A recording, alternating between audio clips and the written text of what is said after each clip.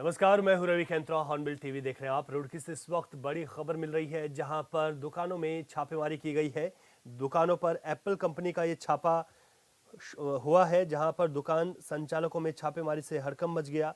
नकली सामान बरामद किया गया है। व्यापारियों ने भारी विरोध किया। पुलिस बल के साथ कंपनी अधिकारियों ने यहां पर जांच की है। व्यापार मंडल और मोबाइल एसोसिएशन ने इसका पूरा तरीके से ऐतराज जताया है।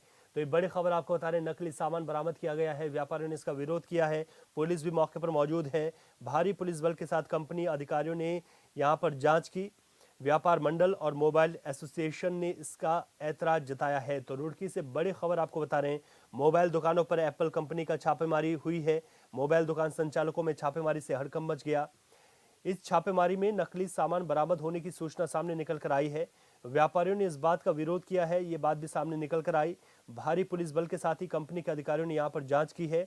व्यापार मंडल के साथ ही मोबाइल एसोसिएशन ने भी इस पर ऐतराज जताया है।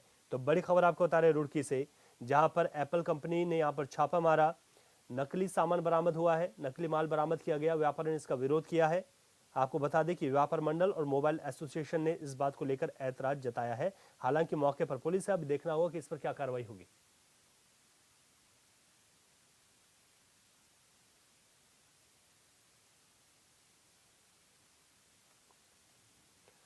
तो ये बड़ी खबर आपको बता रहे हैं, जहां पर रुड़की में मोबाइल दुकानों पर एप्पल कंपनी ने छापा मारा है। मोबाइल दुकान संचालकों में छापेमारी से हड़कंप है।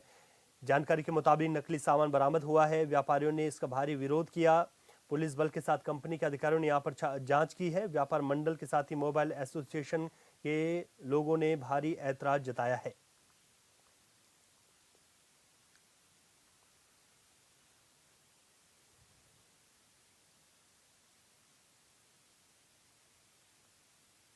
तो ये बड़ी खबर आपको बता रहे हैं, जहां पर रुड़की में छापेमारी हुई है। व्यापार मंडल और मोबाइल एसोसिएशन ने इस पर ऐतराज जताया। आपको बता दें कि मोबाइल दुकानों पर एप्पल कंपनी का ये छापा बताया जा रहा है, जिसमें पुलिस और कंपनी के अधिकारियों ने यहां पर ये कार्रवाई की है। हालांकि इस पर ऐतराज जताया गया है।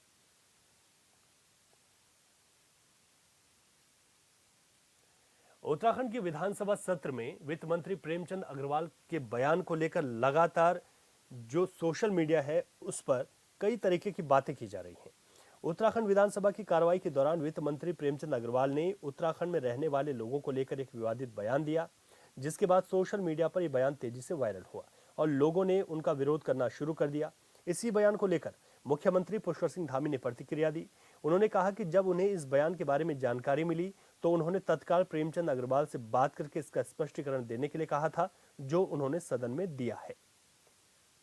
बात हुई है, ऐसा नहीं है कि वो केवल एक तरफ से बात।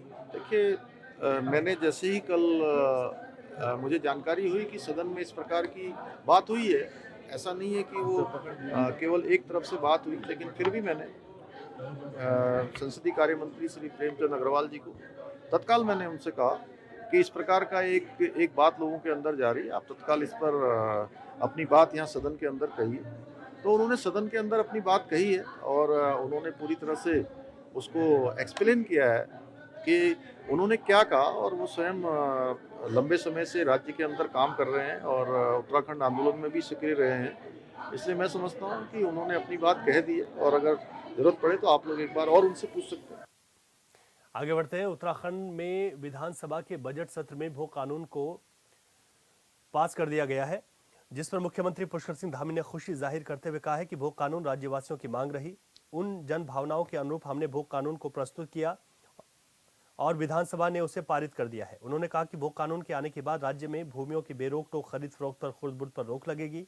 साथ ही उन्होंने कहा कि इकोलॉजी के साथ इकोनॉमी बढ़ाना चाहते हैं, उस पर काम निरंतर जारी रहेगा और राज्य के हित में जो भी निर्णय लेना होगा हम उस पर निर्णय लेते रहेंगे। के बाद जो राज्य के अंदर समय समय भू कानून राज्यवासियों की बहुत लंबे समय से जन भावनाओं के अनुरूप मांग रही है, और उन जन भावनाओं के अनुरूप हमने भू कानून को यहाँ प्रस्तुत किया। विधानसभा ने उसको पारित कर दिया है। निश्चित रूप से इस भू कानून के आने के बाद जो राज्य के अंदर समय समय पर लगातार ये मांग उठती रही है कि यहाँ भूमियों की बेरोक टोक खरीद फरोख्त हो रही है, खुर्द बुर्द हो रही है, जिन प्रयोजनों के लिए भूमियों की खरीद फरोख्त होती थी उन प्रयोजनों में उनका उपयोग नहीं हुआ।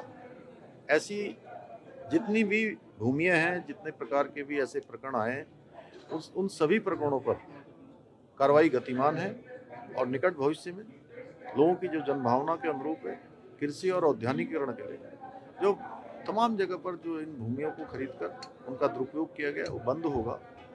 लेकिन इसके साथ साथ हम राज्य में नवाचार लाना चाहते हैं। राज्य के अंदर इकोलॉजी के साथ इकोनॉमी को भी हम बढ़ाना चाहते हैं, तो उस पर हमारा निरंतरता से काम जारी रहेगा और राज्य के हित में जो भी निर्णय लेने हैं, हम एक मिनट रुके बिना उन सभी निर्णयों को लेंगे जो उत्तराखंड राज्य को आगे बढ़ाने में सहायक है। उत्तराखंड में भू कानून को लेकर विरोध और तेज हो गया है। भू कानून संघर्ष समन्वय समिति की ओर से विरोध किया जा रहा है। आपको बता दें कि मूल निवास भू कानून समन्वय संघर्ष समिति के मोहित डिमरी और उनके साथियों ने एक प्रेस कॉन्फ्रेंस कर भू कानून का कड़ा विरोध किया। उन्होंने इसे राज्य के मूल निवासियों के हितों के खिलाफ बताते हुए इसके काले पन्ने उजागर किए। मोहित डिमरी ने कहा कि यह नया भू कानून बाहरी लोगों को राज्य की कृषि भूमि हड़पने का सीधा अवसर प्रदान करता है, जिससे स्थानीय निवासियों को भारी नुकसान होगा। उन्होंने हिमाचल प्रदेश की तर्ज पर उत्तराखंड में भी सख्त भू कानून लागू करने की मांग की, जिसमें बाहरी व्यक्तियों पर कृषि भूमि खरीदने पर पूर्ण प्रतिबंध रहेगा।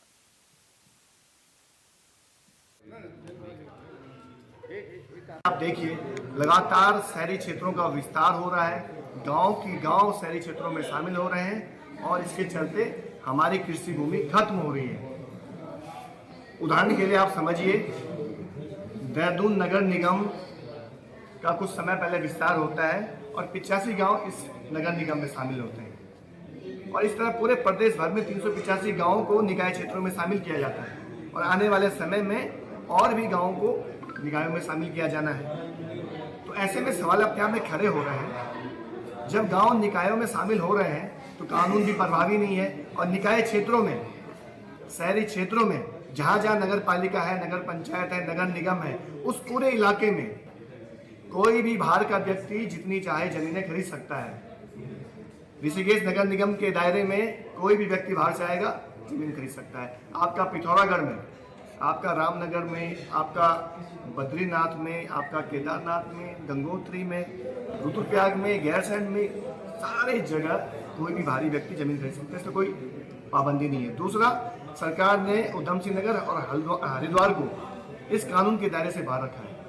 तो वहाँ के किसानों को आपने तो एक तरह से माफिया के हाथों में छोड़ दिया है। वहाँ तो बहुत बड़ी संख्या में माफिया हैं हरिद्वार उधम सिंह नगर में, और जमीनें वहाँ किसानों की खत्म हो रही हैं। बड़ी तादाद में लोग बाहर से बस रहे हैं, बेतहाशा जमीनें खरीद रहे हैं। इस राज्य की डेमोग्राफी बदल रही है। ये बड़ा षड्यंत्र है पर्वतीय राज्य की अस्मिता को खत्म करने का। इस कानून के दायरे से हरिद्वार उधम सिंह नगर को बाहर करना पर्वतीय राज्य के रिसोर्सेज को, यहाँ की अस्मिता को, पहचान को खत्म करने का एक बड़ा षड्यंत्र है। हम इसका विरोध कर रहे हैं कि एक राज्य में एक भू कानून होना चाहिए, ऐसा कानून होना चाहिए जिससे यहाँ के किसानों की जमीनें बचे, यहाँ की रिसोर्सेज बचे और यहाँ के लोगों का धामी सरकार की ओर से भू कानून के संशोधन विधेयक को ध्वनिमत से पारित कर दिया गया है, जिसको लेकर धर्मपुर विधायक विनोद चमोली ने बयान दिया। उन्होंने इसे ऐतिहासिक बताते हुए कहा कि प्रदेशवासियों की पहाड़ों की जमीनों को खुर्द-बुर्द किए जाने की जो एक बड़ी चिंता थी वो अब खत्म हो गई। वहीं भू कानून को लेकर कांग्रेस विधायक काजी निजामुद्दीन ने कहा इस कानून में कुछ कमियां थी, जिसके चलते विपक्ष ने सदन में से प्रवर समिति को भेजे जाने की बात रखी थी।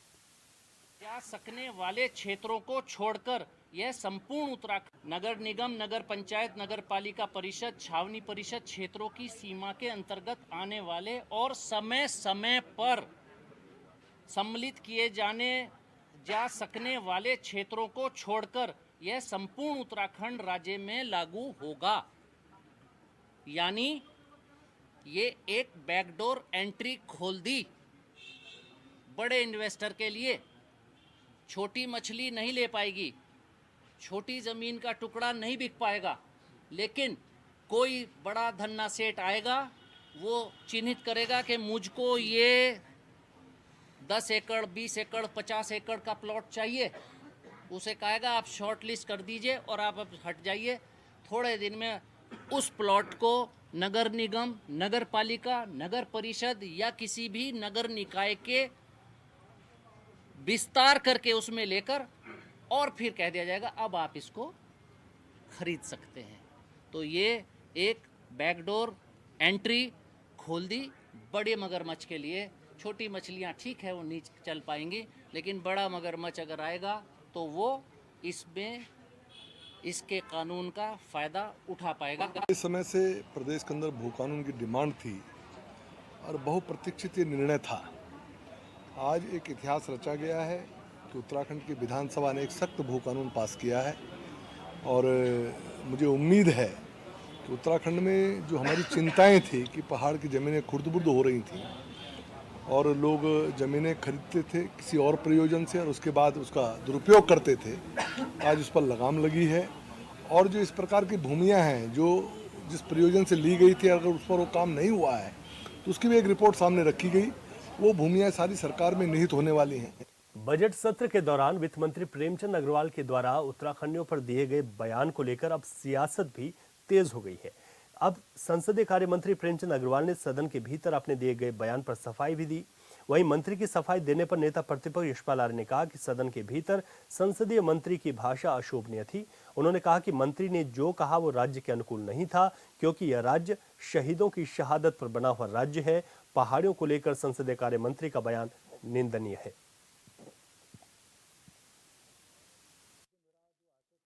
असंसदीय भाषा का प्रयोग नहीं करना चाहिए और एक जो महत्वपूर्ण पद पर आसीन हो उनके द्वारा इस तरह के शब्द पहाड़ को, तराई को, पूरे उत्तराखंड को बांटने का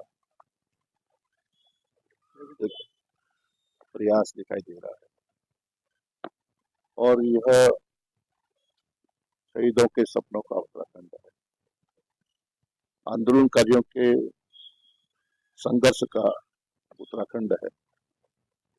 और जब राज्य का निर्माण हो रहा था, राज्य की उत्तराखंड राज्य की लड़ाई लड़ी जा रही थी, तो उसमें सबने अपनी भागीदारी सुनिश्चित की है। और आज समाज में, उत्तराखंड राज्य में इस तरह का विभेद होगा, किसी की भाषा संयमित भाषा का इस्तेमाल होना चाहिए। हम सब पहले उत्तर प्रदेश के निवासी थे। जब तक हम उत्तर प्रदेश में रहते थे हम सब उत्तर प्रदेश के निवासी थे और उसके बाद जब उत्तराखंड बना तो जो भी उत्तराखंड में निवास कर रहा है वो उत्तराखंडी है। तो इसमें ये सब बातें कहीं नहीं आती। कोई अपने मन से कोई बात करे, हम सब उत्तराखंडी हैं और हम सबका बराबर का अधिकार है। हम सबका बराबर का अधिकार है। और रही बात विधानसभा में, हर विधायक की विधायक नीति बराबर है, चाहे वो पहाड़ में विधायक हो चाहे वो तराई विधायक। विधानसभा में संसदीय कार्य मंत्री के बयान पर विपक्ष लगातार हमलावर है। आपको बताते चलें कि नेता प्रतिपक्ष यशपाल आर्य ने विधानसभा अध्यक्ष से कार्रवाई करने की मांग की है। सदन में हंगामे पर विधानसभा अध्यक्ष भड़क गई। उन्होंने विपक्षी सदस्यों को फटकार लगाई, जिसके बाद कांग्रेस विधायक लखपत बुटोला ने सदन से वॉकआउट कर दिया। उन्होंने सदन में कागज भी फाड़े और उसके बाद सदन से वॉकआउट कर दिया।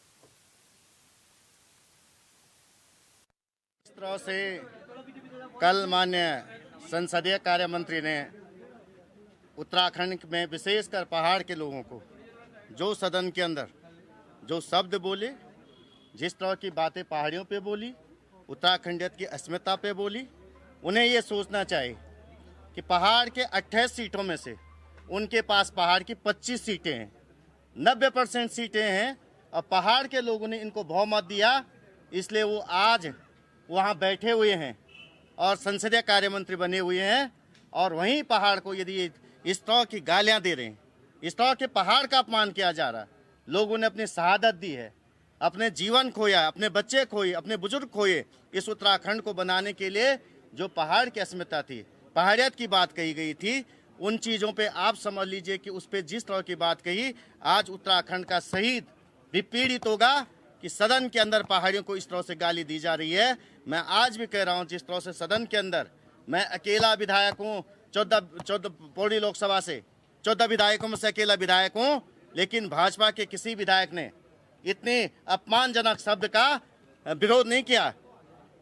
अरे अपने अपनी पार्टियां हो सकती है, आपकी मजबूरियां हो सकती हैं, लेकिन ये पहाड़ की अस्मिता पे इस तरह की बातें कही जाएंगी। ये उत्तराखंड सबका था, लेकिन पहाड़ के लिए पर्टिकुलरली जिस तरह की बात कही गई, ये कहीं भी बर्दाश्त योग्य नहीं है। मैं समझता हूं कि संसदीय कार्य मंत्री का काम होता है कि सदन को चलाना, सदन की बातों को, सदन को संचालित करना, वहाँ पे अव्यवस्थाओं को दुरुस्त करना। लेकिन जिस तरह से अव्यवस्थाएं चाह रहे हो, जिस तरह से पहाड़ का अपमान किया जा रहा है, ये अपमान लखपत बुटोला क्या कोई भी पहाड़ी नहीं सहेगा। विधानसभा में वित्त मंत्री प्रेमचंद अग्रवाल द्वारा दिए गए बयान को लेकर हर चौक चौराहे तक आमजन की तरफ से भी निंदा की जा रही है। इस टिप्पणी पर लोगों का गुस्सा फूट रहा है, जिसके चलते थराली के मुख्य बाजार में राजनीतिक दलों से जुड़े नेताओं, कार्यकर्ताओं और स्थानीय व्यापारियों ने भी मंत्री प्रेमचंद अग्रवाल के खिलाफ विरोध जाहिर किया और शव यात्रा निकालते हुए थराली बाजार में पुतला दहन किया। साथ ही धामी सरकार से कैबिनेट मंत्री प्रेमचंद अग्रवाल को मंत्रिमंडल से बर्खास्त करने की मांग की है।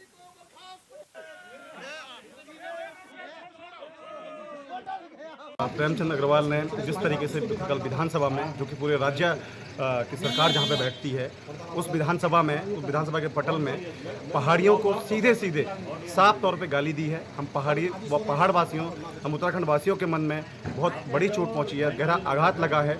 हम व्यापार संघ ने आज इसी परिप्रेक्ष्य में शव दहन और पुतला दहन का कार्यक्रम किया और मुख्यमंत्री पुष्कर सिंह धामी से हमारी दरख्वास्त है कि वो प्रेमचंद अग्रवाल को तत्काल प्रभाव से बर्खास्त करें, अन्यथा हम पहाड़वासी एक बड़े आंदोलन के लिए तैयार हैं। बहुत गलत किया, बहुत गलत बोला उन्होंने, क्योंकि वो पहाड़ का, वो उत्तराखंड का इतिहास को नहीं जानते हैं, क्योंकि उत्तराखंड का इतिहास तो बहुत बड़ा इतिहास है इसका। और ये जो है देवभूमि है, इसमें बद्रीनाथ केदारनाथ जैसे पवित्र धाम हैं, गंगा यमुना जैसी पवित्र नदियाँ हैं। और जहाँ तक वीरों की बात है, ये वीरों का प्रदेश है। चाहे हमारे गढ़वाल रेजिमेंट देखो, कुमाऊं रेजिमेंट देखो, इन्होंने बड़ी बड़ी लड़ाई लड़ी है। सबसे पहले तो उन्होंने प्रथम विश्व युद्ध, सेकंड विश्व युद्ध और उसके बाद अनेक युद्ध लड़े उन्होंने, 62 वाला, 65 वाला, 71 वाला और करगिल युद्ध। ऐसे वीर भूमि में ऐसे वीरों के लिए ऐसे शोभा नहीं देता ये चीज़ें। उन्होंने बहुत गंदा शब्दों का प्रयोग किया, उन्होंने बहुत गलत किया। पूरे पहाड़ समाज को, उत्तराखंड को कलंकित करने का काम किया है। भरे सदन में पहाड़ियों को साला शब्द का प्रयोग किया है। जिस पहाड़ में उसने पार्षद से लेकर के, विधायक से लेकर और मंत्री तक पहाड़ियों ने और उत्तराखंड वासियों ने उनको बनाया है, आज उसी पहाड़ वासियों को खुले सदन में उन्होंने साला बोला है। हमने इसका पुरजोर विरोध किया है। आज हमने शव यात्रा निकाल करके उनका पुतला दहन किया है और हमने धामी सरकार से मांग की है कि अगर आपने को धामी कहते हैं और पहाड़ का हितैषी कहते हैं तो तत्काल प्रभाव से ऐसे मंत्री को मंत्री पद से बर्खास्त किया। उधर द्वाराहाट में भी प्रेमचंद अग्रवाल के पहाड़ और पहाड़ियों पर की गई टिप्पणी को लेकर विरोध प्रदर्शन किया गया। मंत्री प्रेमचंद अग्रवाल की पहाड़ विरोधी बातों का वहां पर भी विरोध देखने को मिला। कार्यकर्ताओं ने मुख्य चौराहे पर वित्त मंत्री का पुतला दहन किया और बीजेपी सरकार के खिलाफ जमकर नारेबाजी की। मौके पर आक्रोशित लोगों ने वित्त मंत्री के खिलाफ कार्रवाई करने की मांग की, साथ ही जल्द कार्रवाई न होने पर उग्र आंदोलन की चेतावनी दी है। राय पर विधानसभा के अंदर प्रेमचंद अग्रवाल जी द्वारा जो वक्तव्य कल दिया गया था, पहाड़ियों के लिए जिस शब्द का प्रयोग किया गया था, नगर कांग्रेस कमेटी और तमाम पहाड़ के इससे जुड़े हुए सामाजिक लोगों ने आज द्वाराहाट चौराहे पर आकर प्रेमचंद अग्रवाल जी का पुतला फूंका है और धामी सरकार को ये आचेत किया है कि अगर आपके मंत्री का इस्तीफा नहीं होता है तो कांग्रेस और सड़कों पर आके वृहद आंदोलन करेगी।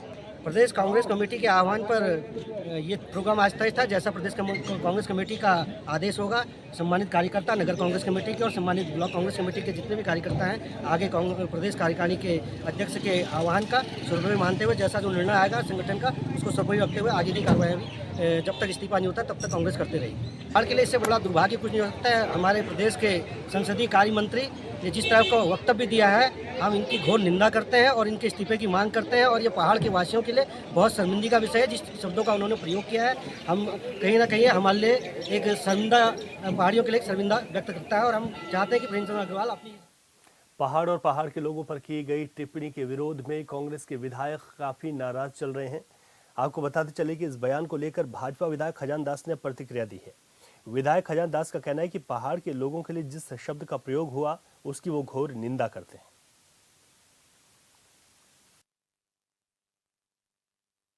देखिए, दुर्भाग्यपूर्ण है, इस तरह की शब्दावली इस मंदिर पे नहीं होनी चाहिए। सबसे पहले हम भारत माता की संतान हैं, उसके बाद हम उत्तराखंडी हैं और हम पहाड़ और मैदान की बात करेंगे तो ये दुर्भाग्यपूर्ण है। आने वाली पीढ़ी को क्या शिक्षा हम दे पाएंगे, इसलिए इस तरह की बातें नहीं होनी चाहिए और मैं इसका बहुत गौर विरोध करता हूँ। और कम से कम मर्यादा में रहना चाहिए, चाहे विधायक हो चाहे मंत्री हो। शब्दावली ऐसी होनी चाहिए जो किसी के सम्मान को ठेस न पहुंचे। उत्तराखंड में विधानसभा का बजट सत्र लगातार जारी है। आज पहाड़ पर शिक्षा की दशा को लेकर भी चिंता की गई और चर्चा हुई। उत्तराखंड विधानसभा के बजट सत्र के आखिरी दिन नियम 58 के तहत पर्वतीय क्षेत्रों में स्कूलों की दशा पर चर्चा की गई है, जिसमें विपक्षी विधायकों ने सरकार के दावों पर आरोपों की झड़ी लगा दी। कांग्रेस विधायकों ने कहा कि पहाड़ों में शिक्षकों की भारी कमी है, जिसकी वजह से बच्चों की पढ़ाई पर असर पड़ रहा है। आरटीई के जरिए स्कूलों में फर्जी एडमिशन किए जा रहे हैं। कांग्रेस विधायक प्रीतम सिंह ने कहा, कई जगह विद्यालय भवन नहीं है। बच्चों की शिक्षा को लेकर बीजेपी की सरकार गंभीर नहीं है। उन्होंने कहा कि हर अभिभावक चाहता है उसके बच्चों को बेहतर शिक्षा मिले, लेकिन वो नहीं मिल रही है। शिक्षा विभाग का बजट लगभग 8,000 करोड़ का है, लेकिन काम नहीं हुआ।